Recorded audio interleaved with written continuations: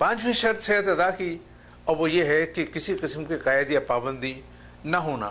जहाँ से हाजी हुज्जज कराम आज़मीन हज चल रहे हैं वहाँ या रास्ते में या जहाँ हज के अमाकिन हैं वहाँ की कोई कानूनी पाबंदी न हो। अगर कानूनी पाबंदी है तो रुके रहें, कानूनी पाबंदी तोड़ के इस अजीम इबादत को अदा करने के लिए ना आए। जैसे कि आप और हम देख रहे हैं कि एक अर्ज़ दराज से यहाँ सऊदी गवर्नमेंट ने ये कानूनी पाबंदी और शरीफ पाबंदी आयद की हुई है कि जिन भाई और बहन ने हज किया एक बार, वो आइंदा 5 साल फरीज़ा हज अदा न करें, नफिल हज अदा न करें। इसकी वजह एक ये है कि जिन भाइयों बहनों ने हज नहीं किया उनको मौका दिया जाए। दूसरी बड़ी वजह यह है कि यहाँ इज़्दिहाम से बचाया जाए, इंतज़ामात बेहतर हों। तीसरी वजह यह है कि सहूलत मुहैया की जाए।